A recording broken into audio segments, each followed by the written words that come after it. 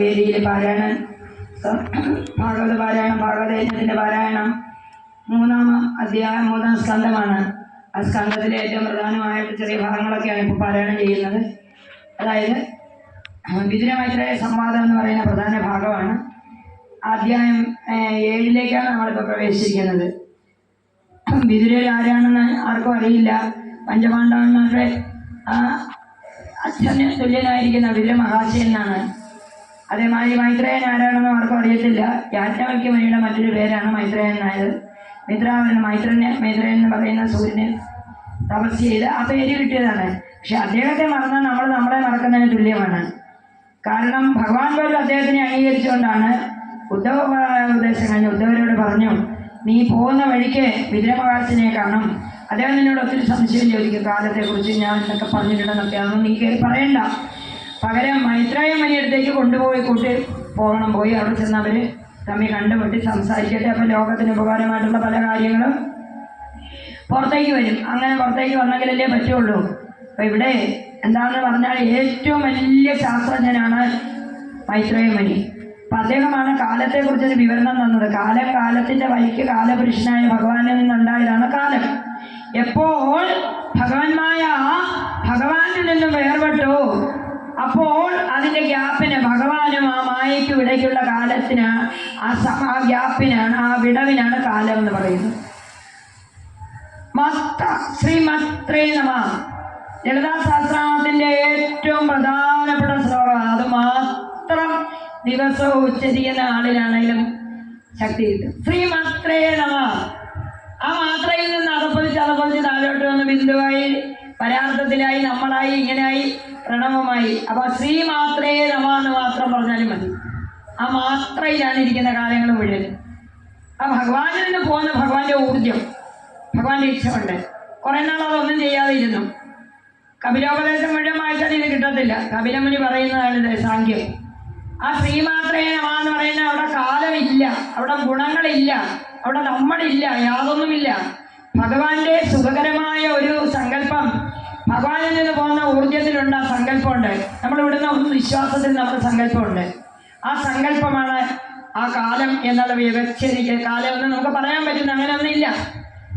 ഭഗവാനും ഭഗവാന്റെ ഊർജവും തമ്മിലുള്ള ആ വിടവ്, അവിടുന്ന് പിന്നെ അധപ്പതിക്കുകയാണ് കാലം. താഴേക്ക് വരികയാണ്. വരുമ്പോൾ വളരെ ഇന്നത്തെ ചൈതന്യമില്ലാത്ത ആ തലത്തിലേക്ക് ആ ഊർജം വന്ന് നമ്മളായി ഭവിച്ചിരിക്കുകയാണല്ലോ. അപ്പോൾ ആ കാല സൃഷ്ടിക്ക് മുമ്പ്, ഗുണങ്ങൾ ഉണ്ടാകുന്നതിന് ഗുണങ്ങളില്ല, ഗുണങ്ങളൊന്നും അവിടെ ഇല്ല, ഗുണങ്ങൾ ഒന്നും അവിടെ വന്നിട്ടില്ല. അവിടെ ഈ സൃഷ്ടിക്കുള്ള ഇച്ഛയുണ്ട്. സൃഷ്ടിക്കുള്ള ഇച്ഛ ഗർഭം ധരിച്ചിട്ടുണ്ട് ആ ഊർജത്തിൽ. ഭഗവാനെ പലതായിട്ട് കാണാൻ വേണ്ടിയിട്ടാണല്ലോ ഭഗവാൻ അങ്ങനെ ഇച്ഛിച്ചത്. തനിക്ക് ചുമ്മാ ഇരുന്നുണ്ടല്ലോ. അപ്പം തൻ്റെ സന്തോഷത്തിന് വേണ്ടിയിട്ട് തനിക്ക് തന്നെ ഒന്ന് കണ്ടെത്താൻ വേണ്ടിയിട്ടാണ് ഭഗവാൻ ആ ഇച്ഛ പുറത്തേക്ക് അയച്ചത്. ആ ഇച്ഛയിലാണ് എല്ലാം അടങ്ങിയിരിക്കുന്നത്. ആ ഇച്ഛയിലെ സൃഷ്ടിക്കുള്ള അഭിമാനിയുള്ളതുകൊണ്ട് അവിടെ ഗുണങ്ങളുണ്ട്. ഒരു ഗുണവും ഇല്ലാതിരുന്നാൽ ഒന്നും നടക്കത്തില്ല. നമ്മൾ പറയത്തില്ലേ ഒരു ഗുണമില്ലാത്തവന്. അപ്പം ഗുണങ്ങൾ അതിനകത്ത് ഇൻക്ലൂഡഡാണ്. ഗർഭം ധരിച്ചിട്ടുണ്ട് ഗുണങ്ങളെ.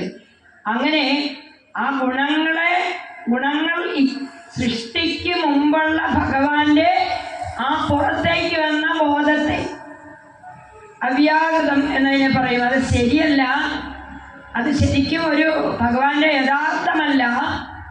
സച്ചിദാനന്ദമായ പരബ്രഹ്മം അവിടെ ഉണ്ട്. അദ്ദേഹത്തിൽ നിന്ന് പുറത്തേക്ക് വന്നിട്ടേ ഉള്ളൂ ഈ ഒരു ഇച്ഛ. ആ ഇച്ഛ ഭഗവാനല്ല, ഭഗവാന്റെ ഇച്ഛയാണ്. പക്ഷെ അവിടെ ഭഗവാന്റെ ഇംഗിതം അതിനകത്തുണ്ട്, ഭഗവാന്റെ അനുകൂലമുണ്ട്. ഭഗവാനെ അംഗീകരിച്ചിട്ടാണ് അതിനെ മൂലപ്രകൃതി എന്നാണ് പിന്നെ പറയുന്നത്. ഇങ്ങോട്ട് മാറി നിൽക്കുന്ന ഊർജത്തെ, അതിൽ നിന്നാണ് നമ്മൾ ഈ പറയുന്ന, നമ്മൾ 12 അക്ഷരം കൊണ്ട് ഓം നമോ ഭഗവതേ വാസുദേവായ എന്ന് പറയുന്ന മന്ത്രം ഉണ്ടായതാണ്. ഈ മൂലപ്രകൃതിയിൽ നിന്ന് പുറത്തു വന്നതാണ്. ഭഗവാന്റെ ആ ബോധവും ഊർജവും ചേർന്ന ആ പ്രകൃതിയിൽ നിന്ന് വന്ന മഹത്തായ തത്വം, മഹത്തത്വമാണ് എന്നാണ് അതിനെ പറയുന്നത്. ഉപാസനയ്ക്ക് വേണ്ടിയിട്ട് നമ്മൾ ശങ്കചക്ര ഗദാധാരിയായ വിഷ്ണു എന്നും പറഞ്ഞു. അപ്പോൾ ഓം നമോ ഭഗവതേ വാസുദേവായ എന്നുള്ള മന്ത്രം തുടങ്ങുന്നത് സൃഷ്ടിക്ക് മുമ്പുള്ള ശുദ്ധബോധമേ നമഃ എന്നാണ് അതിൻ്റെ അർത്ഥം. അതാണ് എല്ലാവരും ഈ ഓം നമോ ഭഗവതേ വാസുദേവായ എന്നുള്ള മന്ത്രം ജപിക്കുന്നത്. സൃഷ്ടിക്ക് മുമ്പ് സൃഷ്ടിക്കപ്പെട്ട മന്ത്രങ്ങളെല്ലാം കാര്യകാരണങ്ങളാണ്. അതൊന്നും നമുക്ക് ഓതകത്തില്ല ശരിക്ക്. ബോധോദയം ഉണ്ടാകണമെങ്കിൽ ഓം നമോ ഭഗവതേ വാസുദേവ എന്നുള്ള മന്ത്രം തന്നെ ജപിക്കണം. കരുവറ്റ ഗോലോകാശ്രമത്തിൽ അതേ സമ്മതിക്കത്തുള്ളൂ. സാക്ഷാൽ ധ്രുവന് കിട്ടിയിരിക്കുന്നത് ഓം നമോ ഭഗവതേ വാസുദേവ എന്നാണ്. അപ്പോൾ സൃഷ്ടിക്ക് മുമ്പുള്ള ശുദ്ധ ബോധത്തെയാണ് ഓം നമോ ഭഗവതേ വാസുദേവായ. അതേ മഹത്തത്വം എന്ന് പറഞ്ഞു, ഉപാസനയ്ക്ക് വേണ്ടിയിട്ട് വാസുദേവൻ എന്ന് പറഞ്ഞു. അങ്ങനെ ശംഖചക്ര ഗദാധാരിയായ ഒരു രൂപം നമ്മൾ അതിന് കൽപ്പിച്ചു. ആപത്തത്വം, വെള്ളം, അതായത് പഞ്ചഭൂതങ്ങളെല്ലാം തത്വങ്ങളായി അവിടെ ഭൂമി, ജലം, വായു, അഗ്നി ഇവയെല്ലാം ആ ഓം നമോ ഭഗവതേ വാസുദേവ എന്നത് അതാണ്. അവിടെ തുടങ്ങുവാണ് സാങ്ക്യം. ഭഗവാനെ സംഖ്യയിലേക്ക് കൊണ്ടുവരികയാണ്. 5 5 മുതൽ 6 8 മുതൽ 8 7 മുതൽ 5 മുതൽ നിൽക്കുന്ന നാളെ ഹരിനാരായണ എന്ന ഈ ഒരു ഒറ്റ തത്വം മൂലപ്രകൃതി ഭഗവാനും ഭഗവാന്റെ ആ പരബ്രഹ്മ ബോധം സച്ചിദാനന്ദ ബോധവും അവിടുന്ന് വേർപെട്ട് പോകുന്ന മായാപ്രകൃതി രണ്ടായിരുന്നു. ഒന്നായ നിന്നെ രണ്ടെണ്ണേ കണ്ടുള്ളൂ. ആ രണ്ടാണ് 96 തത്വങ്ങളായി അളപ്പതിക്കുന്നത്, നമ്മളാകുന്നത്. അപ്പൊ രണ്ടില്ല, ഒന്നേ ഉള്ളൂ. മായ എന്ന് പറയുന്ന ഒരു ശബ്ദം മാത്രം, ഒന്നേ ഉള്ളൂ, ബ്രഹ്മം മാത്രമേ ഉള്ളൂ എന്നാണ് സാങ്ക്യം പറയുന്നത്. ആ സാങ്ക്യത്തില് മൈത്രേയ മുനിയാണ് ഇത്രയും പുറത്തേക്ക് വന്നിരിക്കുന്നത്. ഇത്തിരി ഗഹനമായ വിഷയം, അരസികമായ വിഷയം, കൊള്ളരുതാത്ത വിഷയം, കേൾക്കാൻ താല്പര്യമില്ലാത്ത വിഷയം. പക്ഷേ ഒന്ന് മനസ്സിലാക്കണം, ഞാനൊരു മാത്ര തെറ്റിപ്പോയി അപ്പോഴത്തേക്ക് എൻ്റെ വണ്ടി ഇങ്ങനെയായി നമ്മൾ പറയും. ഒരു മാത്ര എൻ്റെ ശ്രദ്ധ തെറ്റിപ്പോയി. ആ മാത്രയ്ക്കാണ് പ്രാധാന്യം. അതിനങ്ങേപ്പം വലിയ കാലത്തിനൊന്നും പ്രാധാന്യമില്ല. അത് കണ്ട് പുറത്തേക്ക് പറഞ്ഞത് മൈത്രേയ മുനിയാണ്. ഈ വിതുര മൈത്രേയ സംവാദം ആദ്യമേ അങ്ങനെ വേണം അപ്രോച്ച് ചെയ്യേണ്ടത്. 30 അല്പകാലം എന്നാണ് പറയുന്നത്. അല്പകാലം എന്ന് പറയുന്നത് വലിയ കാലമാണ്. അല്പകാലം എന്ന് നമ്മൾ പറയും, അത് നിസ്സാരമല്ല. അല്പകാലം വലിയ കാലമാണ്. ഇപ്പം നമ്മൾ ഈ നാനോ തിയറി എന്നൊക്കെ പറയുന്നതിൻ്റെ കാര്യം. അല്പം കാലം, ഒരുപാടൊന്നും വേണ്ട, സ്വല്പം അല്പം. 30 അല്പം ഒരു ത്രുടി, 30 ത്രുടി ഒരു കല, 30 കല ഒരു കാഴ്ച. എന്നെ ശ്രമിക്കുന്ന ജ്യോതിഷ പണ്ഡിതന്മാരുണ്ടെങ്കിൽ അവർക്ക് ഇത് ഇഷ്ടപ്പെടും.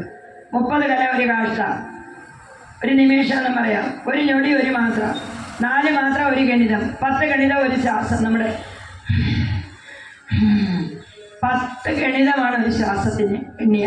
6 ശ്വാസം ഒരു വിനാഴിക, 60 വിനാഴിക ഒരു നാഴിക, 60 നാഴിക ഒരു ദിവസം, അല്ലെങ്കിൽ 24 മണിക്കൂർ, 4 യാമം, ഒരു അഹോരാത്രം നമ്മൾ പറയത്തില്ല, 60 നാഴിക, 15 ദിവസം ഒരു പക്ഷം, 30 ദിവസം ഒരു ചാന്ദ്രമാസം. കേട്ടോ, ഇങ്ങനെ ഭാരതത്തിൻ്റെ ആത്യന്തികമായ ശാസ്ത്രം ഭാഗവത്തിൽ പറഞ്ഞിട്ടുണ്ട്. വേറെ ആരും പറഞ്ഞിട്ടില്ല. അവകാശപ്പെട്ടിട്ടുണ്ടെന്ന് നമുക്ക് കൊടുക്കാൻ പറ്റത്തില്ല. മൈത്രേയ മുനിയാണ് പുറത്തേക്ക് തന്നേക്കുന്നത്. സൂര്യനിലൂടെയാണ് കാലഗണന. മനുഷ്യന് 30 ദിവസം, പിതൃക്കൾക്ക് ചന്ദ്രനിൽ ഒരു ദിവസമാണ്. 6 മാസം ദക്ഷിണായനം, 6 മാസം ഉത്തരായനം. അപ്പം ഇങ്ങനെ പോകുന്നു. 365 ദിവസം ഒരു മനുഷ്യന് ഒരു മനുഷ്യവർഷം. മനുഷ്യരുടെ ഒരു വർഷം ദേവന്മാർക്ക് ഒരു ദിവസമാണ്. ഇങ്ങനെ കൂട്ടാം. അപ്പം ഞാനിത് പറഞ്ഞതന്നെയുള്ള തീരെ അരസികമായ ഒരു വിഷയമാണെങ്കിലും അഭിമാനത്തോടു കൂടി വേണം ഭാഗവതം കൈകാര്യം ചെയ്യാൻ. കാര്യം സ്വാഭിമാനമാണ് ഇത്, ഭാരതീയൻ്റെ ഗണിതമാണിത്. ഇപ്പോൾ വിതുരമൈത്രേയ സംവാദം എന്നൊക്കെ പറഞ്ഞെങ്കിൽ വായിച്ചു ഓരോരുത്തരൊന്നും പറയുന്നില്ല. അപ്പോൾ തീർച്ചയായിട്ടും മൈത്രേയ മുനിയെ സ്മരിച്ചുകൊണ്ട് ആ കാലത്തെ തരണം ചെയ്യാനും കാലത്തെ മനസ്സിലാക്കാനും നമുക്ക് ഒന്ന് ശ്രമിക്കാം. നമ്മൾ പാരായണം ചെയ്ത് പെട്ടെന്ന് നമുക്ക് തീർക്കാം. പക്ഷേ നമ്മളുടെ അന്തരീക്ഷത്തിലേക്ക് ഞാൻ ഈ പറയുന്ന കാര്യങ്ങളൊക്കെ കിടക്കുമ്പോൾ ഇത് ആരെങ്കിലും ഒരാൾ കേട്ടിട്ടെങ്കിൽ അത് കൈക്കൊള്ളുമെന്നുള്ള എനിക്ക് നല്ല ഉറപ്പുണ്ട്. ചെറിയ ചെറിയ വീഡിയോ ഇടുമ്പോൾ തന്നെ നിങ്ങളെല്ലാം 600 700 പെട്ടെന്ന് കാണുന്ന കാര്യം ആഗ്രഹമുണ്ട് മനുഷ്യന്. അത് ബ്രഹ്മജിജ്ഞാസ. ആരുണ്ട് പറഞ്ഞു തരാൻ? ആരും പറഞ്ഞു തരാനില്ല. ഹിന്ദുവിനെ സംബന്ധിച്ചിടത്തോളം അവൻ്റെ മൂലഗ്രന്ഥമായ അവൻ്റെ സത്യവേദമായ ഭാഗവതം ക്ലിയർ ആകത്തക്ക വിധത്തിൽ ആരും പറഞ്ഞു കൊടുക്കത്തില്ല. അല്പം അറിയാമെങ്കിൽ ഗർവോടുകൂടി നടന്നു പോവുകയാണ് ചെയ്യുന്നത്. പാവം മനുഷ്യൻ എന്ത് ചെയ്യും? അപ്പോൾ ചെറുപ്പക്കാർക്കും യുവതികൾക്കും യുവാക്കൾക്കും പണ്ഡിതനും തത്വാന്വേഷിക്കും ജിജ്ഞാസ ഉള്ളവനും ആത്മാന്വേഷിക്കും ഒക്കെ ഉതകട്ടെ എന്ന് കരുതിയിട്ടാണ് നമ്മൾ ഈ യജ്ഞം സംഘടിപ്പിച്ചിരിക്കുന്നത്. ഇന്നാണ് ഞാൻ ഈ യജ്ഞവേദിയാണ് ഈ കാണുന്നത്. യജ്ഞവേദിയുടെ ഉച്ചക്കലത്തെ പാരായണത്തിൻ്റെ സമയത്താണ് ഞാനിത് എടുത്തിരിക്കുന്നത്. ഇനി അത് കപിലോപദേശമുണ്ട്. ഏറ്റവും പ്രധാനപ്പെട്ട ഒരു സംഭവമാണ് കപിലോപദേശം. അത് വായന കഴിഞ്ഞിട്ട് പാരായണം സമർപ്പിച്ച് പാരായണം ഒത്തിരി പേര് നമുക്ക് തള്ളി നീക്കണം. നമ്മളിത് വിചാരിക്കുന്ന പോലൊന്നുമല്ല. നല്ല പ്രാണശക്തി, ഓങ്കാരം എടുത്ത് നല്ല പ്രാണശക്തി ഉണ്ടെങ്കിൽ മാത്രമേ നമുക്ക് ഇത് തള്ളി നീക്കാനൊക്കത്തുള്ളൂ. ഏറ്റവും പ്രധാനപ്പെട്ട ഭാഗമാണ് കപിലോപദേശം. സ്വന്തം അമ്മയ്ക്ക് സ്വന്തം മകനായി ജനിച്ച് സാക്ഷാൽ വാസുദേവൻ, നമ്മൾ പറഞ്ഞ വാസുദേവൻ ഈ ലോകത്തെ സർവ്വതത്വങ്ങളും പറഞ്ഞു കൊടുക്കുന്ന കപിലോപദേശം. അത് പിന്നീട് പറയാം. ഞാൻ ആ സപ്തമാധ്യായം അല്പം വായിച്ച് കേൾപ്പിക്കാം. ഇതിൻ്റെ ഗഹനമായ ഈ വിഷയങ്ങൾ നമ്മൾ മനസ്സിലാക്കിയിട്ട് അഭിമാനം കൊള്ളണം, ആഗ്രഹം കൊള്ളണം, ഭഗവാനെ ആഗ്രഹിക്കണം, കാക്ഷിക്കണം. എനിക്ക് കൃഷ്ണനെ കിട്ടണമെന്ന് രാധയെ പോലെ. രാധ എത്ര കഷ്ടപ്പെട്ട് ഗോപിയമാരും കുടുംബത്തെ എല്ലാം ഉപേക്ഷിച്ച്, പേരുദോഷങ്ങളെല്ലാം കേട്ടു, കുട്ടികളെ ഉപേക്ഷിച്ച്, വീട്ടുകാരെ ഉപേക്ഷിച്ച്, ഭർത്താക്കന്മാരെ ഉപേക്ഷിച്ചു ഒക്കെ കഴിഞ്ഞിട്ട് ആ വൃന്ദാവനസ്ഥിരം നാരായണനെ കാണാനായിട്ട് പോയി നിൽക്കുകയാണ്. പ്രായമായവരും പ്രായമില്ലാത്തവരും ഒക്കെ ചേർന്നിട്ട്. അപ്പൊ ആഗ്രഹമുണ്ട് അവിടെ, കാക്ഷിക്കുകയാണ് ഭഗവാനെ, എനിക്ക് വേണം ഭഗവാനെ. നമ്മൾക്ക് വേണമെന്ന് നമ്മൾ ഇതുവരെ പറഞ്ഞിട്ടില്ല. ഭാഗവതം നമുക്ക് കിട്ടി, നമ്മൾ ഭാഗവത യജ്ഞം പലത്തും നടക്കുന്നത്, അങ്ങനെയല്ല. കാക്ഷിക്കണം ഭഗവാനെ. അത്യാഗ്രഹം ഉണ്ടെങ്കിൽ മാത്രമേ ഭാഗവതം നമുക്ക് രുചിക്കുള്ളൂ. അപ്പോൾ ഭഗവാന് വേണ്ടിയിട്ട് ദീക്ഷിതരായിരിക്കുന്ന ആൾക്കാർ പോലും കിട്ടാത്ത നമുക്ക് സുലഭമായിട്ട് നമ്മുടെ കയ്യിലേക്ക് വരുമ്പോൾ കരതലാമലക ഉള്ള കയ്യിൽ കൃത്യമായിട്ടും എനിക്കത് പറയാൻ ഭഗവാൻ ആരോഗ്യം തരുന്നു. എല്ലാവരും സന്തോഷിക്കുന്നു. 600, 700, 1000 എന്ന് പറയുന്നത് നിസ്സാരമല്ല. നമ്മളൊരു യജ്ഞശാലയിൽ ചെന്നിരുന്ന ആരും കേൾക്കാനില്ല. പക്ഷെ നമ്മുടെ യൂട്യൂബിലൂടെ കാണുന്ന ധന്യാത്മാക്കളായിട്ടുള്ള ആളുകൾ എത്രയോ വലിയവരാണ് നിങ്ങളൊക്കെ എന്നെനിക്ക് പറയാതിരിക്കാൻ നിവൃത്തിയില്ല. ഇന്നും ഒരു അമ്മ പറഞ്ഞു, അമ്പലപ്പുഴ പോകാമെന്ന് ഭർത്താവ് പറയുന്നു, പക്ഷെ അമ്മ പറഞ്ഞു എനിക്ക് അവിടെ ചെന്ന് രമാദേവിയമ്മയുടെ യജ്ഞശാലയിൽ ഇരുന്നാൽ മതിയെന്ന്. നേരെ ഇങ്ങോട്ടാണ് വന്ന് ആ കൊല്ലത്തു നിന്ന് വന്ന അമ്മ. ആഹാരത്തിന് വിളിച്ചോ പറഞ്ഞു എനിക്ക് ആത്മാവിനെ കുറിച്ച് കിട്ടുന്ന ആത്മാവിന് ആഹാരം വേണമെന്ന്. ഇത്തരം ധന്യാത്മാക്കളുള്ളപ്പോൾ എനിക്കെന്താ പറഞ്ഞാൽ എനിക്കും പറയാൻ നല്ല ഉത്സാഹമാണ്. അതുകൊണ്ട് നമ്മുടെ ഈ യജ്ഞശാല വൈകുണ്ഠമാണ്. ഇത് സത്യം, ഇത് സത്യം, ഇത് സത്യം. ഇവിടെ ഇരുന്ന് എന്ത് നമ്മൾ ചിന്തിച്ചാലും നമുക്കത് ഭഗവാൻ തരുമെന്ന് എനിക്ക് നല്ല ഉറപ്പുണ്ട്. സാക്ഷാൽ ശ്രീകൃഷ്ണ ഭഗവാനും ഗുരു പരമ്പരയും ചേർന്ന് നടത്തുന്ന ഈ മഹായാഗത്തിൽ നമുക്കിത് അനുഭവവേദ്യമാക്കണം. ലോകത്തിന് നന്മ വരണമെന്നുള്ള ഒറ്റ ചിന്തയുള്ളൂ. വേറെ ഒരു ലക്ഷ്യവും ഒരു ഗൂഢലക്ഷ്യവും ഈ യജ്ഞത്തിനില്ല. അത്രയ്ക്ക് സത്യസന്ധമായിട്ട് പറയുകയാണ് ഭാഗവതം തൊട്ടുകൊണ്ട്. നമ്മൾ കോടതികളിൽ പോലും ഭാഗവതത്തെ തൊട്ടിട്ടല്ലേ സത്യം ചെയ്യുന്നത്. അതുകൊണ്ട് ജനനന്മയെ കണക്കാക്കി വരാനിരിക്കുന്ന ദോഷകാലം വളരെ മോശമായ കാലമാണ് നമ്മൾ കണ്ടിട്ട്, കാലത്തെ പാർത്തിട്ടാണ്. അതുകൊണ്ട് ഋഷിമണിമാരുടെ പാതയിൽ നിൽക്കുന്ന നമുക്ക് നിർദ്ദേശം ഉപദേശം കൊടുക്കണം. കാലാനുകൂല്യം ഇല്ലാത്തത് കൊണ്ടാണ് ഈ ഭാഗവതനെ ഈ ആശ്രമത്തിൽ ഇപ്പോൾ എടുത്തിരിക്കുന്നത്. മേലിൽ ഇത് തുടരണമെങ്കിൽ നിങ്ങളുടെ ആ സപ്പോർട്ട്, നിങ്ങളുടെ സപ്പോർട്ട് എന്താവും? സാമ്പത്തികമൊന്നുമല്ല നമ്മൾ ഉദ്ദേശിക്കുന്നത്. ഞങ്ങൾക്ക് പിടിച്ചു, ഞങ്ങൾക്ക് ഇഷ്ടപ്പെട്ടു, ആ ഭാഗം ഇഷ്ടപ്പെട്ടു നിങ്ങളിടുന്ന ഓരോ കമൻറ്റും, ഒരുപക്ഷെ എനിക്ക് കമൻറ്റിന് മറുപടി ഇടണ്ട, അത് ചിലപ്പോൾ പറ്റിയെന്ന് വരില്ലല്ലോ. എൻ്റെ ഉള്ളിൽ ഞാൻ മറുപടി ഇട്ടുകൊണ്ടാണ് ഇരിക്കുന്നത് എല്ലാവരോടും. അപ്പം ഞാൻ ആ സപ്തമോ അധ്യായം വായിക്കാം. ആചാര്യന്മാരെ കാത്തിരിക്കുകയാണ്, ധാരാളം പേജ് തീരാനുണ്ടതുകൊണ്ട് വീണ്ടും ഞാൻ നമ്മുടെ കപിലോപദേശം പിന്നീട് പറയാം. അപ്പം മൈത്രേയ മുനിയെക്കുറിച്ച് ഞാൻ പറഞ്ഞു. വിതുരനും മൈത്രേയനും തമ്മിലുള്ള വിതുര മൈത്രേയ സംവാദം പറഞ്ഞു. ഇനി ഇതൊന്ന് വായിക്കട്ടെ. അത് സപ്തമോധ്യായം. ശ്രീശുഭവാച ഏവം ബ്രുവാണ മൈത്രേയം ദ്വൈപായന സുതോബുധ പ്രീണയൻ നിവഭാരത്യ വിതുര പ്രത്യഭാഷത. വിതുരവാച ബ്രഹ്മൻ കഥം ഭഗവതച്ചിന്മാത്രാസ്യ വികാരിണാഃ ലീലയാ ച വിയുജ്യേരൻ നിർഗുണസ്യ ഗുണക്രിയാഃ ക്രീഡയാ മധ്യമോർപ്പസ്യ കാമസ്യ ക്രീഡിഷാന്യത സ്വത്യതൃപ്തസ്യ കഥം ച കഥം നിവർത്തസ്യ സദാന്യത അസാക്ഷി ഭഗവാൻ മിശ്രം ഗുണമയ്യാത്മമായ തയാ സംസ്ഥാപയേത്യേതഭൂയ പ്രത്യവിദ്യാസ്യതി ദേശതകാലോ യോസാവസ്ഥാന സദോ അന്യത അവിരുദ്ധാവബോധാത്മ സായുജ്യേരാദയ കഥം ഭഗവാനേകൈഷ സർവക്ഷേത്രേഷവസ്ഥിത അമുഷ്യ ദുർഭഗത്വം വാ ക്ലേശോ വാ കർമ്മവിക്കുത ഏതസ്മിന്മേ മനോവിദ്ധൻ ഹിദ്യതേ അജ്ഞാന സങ്കടേ തന്നെ പരാണത വിഭോ അസ്മരം മാനസം മഹത്. ഏറ്റവും വലിയ സങ്കടം എന്താ? നമ്മുടെ അറിവില്ലായ്മയാണ്. എനിക്ക് വലിയ ദുഃഖമാണ്, ഒരു ദുഃഖം പറയാനുണ്ട് അമ്മയോടെന്ന് പറയുമ്പോൾ അമ്മ എന്ത് ചെയ്യും? ഇത്തരം രണ്ടുമൂന്ന് വേദാന്തം അങ്ങോട്ട് പറഞ്ഞു കൊടുക്കും. അപ്പോഴേ സങ്കടക്കടലിൽ നിന്ന് നിങ്ങളെല്ലാം മാറി വരുന്നുണ്ട്. അപ്പൊ സങ്കടം എന്തുകൊണ്ട്? അറിവില്ലായ്മ കൊണ്ട്. എന്തുകൊണ്ട് എങ്ങനെ ജീവിക്കണമെന്ന് അറിയില്ല. ഭഗവാനാണ് നമ്മളിലിരിക്കുന്നത്. ഭഗവാൻ ഏവൈഷ സർവക്ഷേത്രേഷ അവസ്ഥിത. വേറെ ഒരുത്തരും ഉള്ളിലിരിപ്പില്ല, ക്ഷേത്രത്തിലല്ല. എൻ്റെ ഉള്ളിലും നിന്റെ ഉള്ളിലും ഇരിക്കുന്ന ഭഗവാൻ തന്നെയാണ്. ആ ഭഗവാനോട് ബന്ധപ്പെടുന്നില്ല. നമ്മൾ പറഞ്ഞില്ലേ, കോണ്ടാക്ട് കിട്ടിയില്ല, എന്തോ ചാനൽ ചെയ്താൽ ശരിയായില്ല, എന്തോ കുഴപ്പമുണ്ട്, നെറ്റില്ല എന്നൊക്കെ പറയുന്നതല്ലേ, നെറ്റ് പോയിരിക്കുക എല്ലാവരുടെയും. അപ്പൊ കോണ്ടാക്ട് വേണം. കോണ്ടാക്ട് കിട്ടണമെങ്കിൽ ഭാഗവതം അല്ലാതെ വേറെ വഴിയൊന്നുമില്ല. ആചാര്യ കേശവദേവൊക്കെ പറഞ്ഞു കൊടുക്കണ്ട, ഇങ്ങനെ കോണ്ടാക്ട് കൊടുത്താൽ മതി, എന്നിട്ട് നമ്മളിങ്ങനെ മാറിയാൽ മതി. അപ്പൊ അതിന് നമ്മൾ നല്ല ചിട്ടം കൺട്രോൾ ഇടാകണം. ഭഗവാൻ അല്ലാതെ ആരുണ്ട് നമ്മുടെ ശരീരത്തിൽ? ശവശരീരം പോയി എവിടെയെങ്കിലും ഇരിക്കുവോ? അപ്പോൾ സർവക്ഷേത്രേഷു അവസ്ഥിത, മഹാക്ഷേത്രങ്ങളിലൊന്നും മാത്രമല്ല ഇരിക്കുന്നത്, നമ്മുടെ ദേഹമാകുന്ന ക്ഷേത്രത്തിൽ ഇരുന്നുകൊണ്ടാണ് നമ്മൾ ഈ ഉണ്ടാവണ്ടികളൊക്കെ മണ്ടന്മാര് ലണ്ടനില്. ഏതസ്മിൻ മേനോ വിദ്വൻ ഭഗവാൻ സർവക്ഷേത്രേഷു അവസ്ഥിത അമുഷ്യ ദുർഭഗത്വം ക്ലേശോവ കർമ്മഭി കുത യതസ്മിൻ മേനോ വിദ്വൻ കിജ്യതേ അജ്ഞാന സങ്കടേ ദണ്ഡപരാണുതപ്പിവോ കസ്മനം മാനസമ ശ്രീശുവാച സ ഇത്തം ജ്യോതിനക്ഷത്ര തത്വജിജ്ഞാസുരാമണി ക്ഷത്ര പ്രത്യാഹ ഭഗവച്ചിത്തസ്മയം നിവഗതസ്മയ മൈത്രേയവാച സ്വയം ഭഗവതോ മായ എന്നയേന വിരുദ്ധ്യതേ ഈശ്വരസമയത്യാകാർപ്പണ്യമൃതബന്ധനം യഥാർത്ഥേന വിനാംശ്യാവം സ ആത്മവിവര്യ പ്രതീയത ഉപദ്രഷ്ട സ്വശിരസ്യേതാനുദാരിക യഥാ ജലേ ചന്ദ്രമസ കമ്പാദിസ്തത്കൃതോ ഗുണ ദൃശ്യതേ സന്നമി ദൃഷ്ടുരാത്മാത്മനോ ഗുണ സ വൈ നിവൃത്തിധർമ്മേണ വാസുദേവ അനുകമ്പയ ഭഗവത് ഭക്തിയോഗേന തിരോധത്തെ സ്നേഹിക യഥേന്ദ്രിയപരാമോദൃഷ്ടാത്മനി പരേഹരോ വിലീയന്തേ തഥാ ക്ലേശാസംസും സംസുപ്തസ്യേവ്യവസ്ന. നമ്മുടെ ബുദ്ധി കൊണ്ടോ നമ്മുടെ സാമർഥ്യം കൊണ്ടോ ഒന്നും കൊണ്ട് കിട്ടത്തില്ല. പിന്നെ എന്തുകൊണ്ട് എങ്ങനെ കിട്ടൂലേ? വാസുദേവാനുകമ്പയ, ഭഗവാനെ അവിടുത്തെ അനുകമ്പ ഉണ്ടാകണേ, അവിടുത്തെ ഔദാര്യം കൊണ്ടുണ്ടാ ഞങ്ങൾക്കിത് ബോധ്യം വന്നത്. ഇപ്പം ഞങ്ങളോടൊക്കെ കാണിക്കുന്ന അനുകമ്പ കൊണ്ട് അങ്ങയുടെ കഥ ഞങ്ങൾക്ക് പറയാൻ പറ്റുന്നു. ആ അനുകമ്പയാണ് വേണ്ടത്. അനുകമ്പ എല്ലാ ജീവജാലങ്ങൾക്കും അവിടുന്ന് കൊടുക്കണം.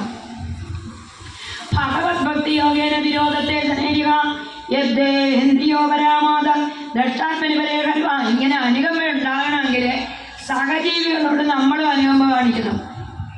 വേണ്ടപ്പെട്ടവരോട്, സുഹൃത്തുക്കളോട്, നാട്ടുകാരോട്, അറിവില്ലാത്തവരോട്, ബലഹീനരോട്, അവരോടൊക്കെ അനുകമ്പ നമ്മൾ കാണിച്ചാൽ നമ്മളോട് അനുകമ്പ ഭഗവാൻ കാണിക്കും. സഹജാതരോട് അനുകമ്പ ഇല്ലാത്തവൻ ഒരിക്കലും ഭഗവാനെ കിട്ടത്തില്ല. വെറുതെയാണ് കിട്ടിയെന്ന് പറയുന്നത്. യഥേന്ദ്രിയോ പരാമോദ ദൃഷ്ടാത്മനി പരേകരു വിലീയന്തേ തഥാ ക്ലേശ സംതൃപ്തേ ശിവകൃഷ്ണ അശേഷം ക്ലേശമം വിധത്തെ ഗുണാനിവാദശ്രവണം മുരാരെ കുതപ്പുനസ്തരണാരവിന്ദ പരാഗസേവാരതിരാത്മലബ്ധ വിജോയ സംഛിന്ന സംശയോ മഹ്യം തവ സുപ്താസിന വിഭോ ഉഭയത്രാപി ഭഗവൻ മനോമേ സമ്പ്രതാവതി. സംശയാലുവായ വിതുരിന് ഏകനായിട്ട് ബദിരിനെ മൂകനെ പോലെ നടന്ന് യുദ്ധം കാണാൻ കഴിവില്ലാതെ സഞ്ചരിച്ചിരുന്നിട്ടാണ് മൈത്രേയ മുനിയെ കണ്ട് എല്ലാം കേട്ടു, എല്ലാം പറഞ്ഞു കൊടുത്തു. എൻ്റെ സംശയമെല്ലാം പോയേ ഹേ ബ്രഹ്മൻ, എൻ്റെ സംശയമെല്ലാം. ഉഭയത്രാപി ഭഗവൻ മനോമേ സമ്പ്രതാവതി സാധേതദ്വാകൃതം വിദ്വൻ ആത്മമായാനഹരേ ആവാദ്യപാർത്ഥം നിർമൂലം വിശ്വമൂലം നിർബഹേ യച്ച മൂഢതമോ ലോകേ യച്ച ബുദ്ധേ പരങ്കത താവുഭവ സുഖമേധേ ക്ലിശ്യത്യന്തരിലോചന. തീരെ അറിവില്ലാത്ത മൗഢ്യമുള്ളവനും നല്ല ബോധമുള്ളവനും സുഖമായിട്ട് ജീവിക്കും. ഇടയ്ക്കുള്ള നമ്മളെ പോലുള്ളവർക്കാണ് ബുദ്ധിമുട്ടെന്നാണ് പറഞ്ഞു.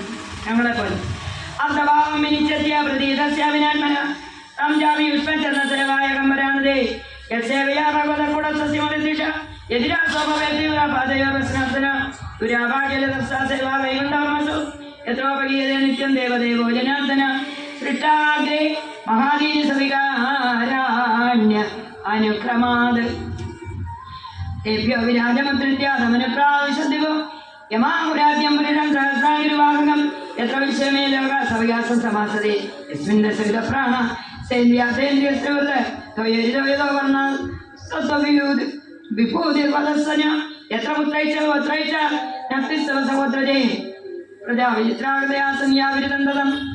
ഇനിയിപ്പോൾ വളരെ കൂടിയൊരു വേദാന്തം, അത് ഞാൻ പറയുന്നില്ല. പുത്രപൗത്രാദികളൊന്നുമല്ല. അപ്പോൾ ഇത്രയും കേട്ടാൽ മതി. ഇത്രയും കേൾക്കുമ്പോൾ തന്നെ കുറേ മനസ്സമാധാനം വരട്ടെ. എന്നിട്ട് വീണ്ടും ഇനി ഞാൻ പറയാൻ ശ്രമിക്കാം. എല്ലാവരും വിതുരമൈത്രേയ സംവാദം ഒന്ന് ശ്രദ്ധിക്കുക. മലയാള ഭാഗവത്തിലാണ് എല്ലാവരും വായിക്കാൻ ശ്രമിക്കുക എന്ന് പറയുകയാണ്. കപിലോപദേശത്തിരിക്കഹനമാണ്. പാരായണമൊക്കെ കഴിഞ്ഞിട്ട് കിട്ടുന്നില്ല. യസ്മിൻ ദശവിധപ്രാണ സേന്ദ്രിയാർദ്ദേന്ദ്രിയസ്രവൾ ത്രയോരിതോയതോ വർണ്ണ സദ്വിഭൂതിർസ്ന യത്ര പുത്രൈച്ച ഗോത്രൈച്ച നൃസഹോത്രജൈ പ്രജാവിചിത്രാവൃതയാസന്യാവിരുദന്തം പ്രജാപതീന സ അതിച്ചക്കളേവകാൻ പ്രജാപതിൻ സർക്കാം ചെയ്യുവാൻ സർക്കാം ച മനുന്മന്നന്തരാദിമാൻ ഏതേഷാമപി വംശാഞ്ച വംശാഞ്ച ഉപര്യാദ ലോക ഭൂമിർമിത്രാൻ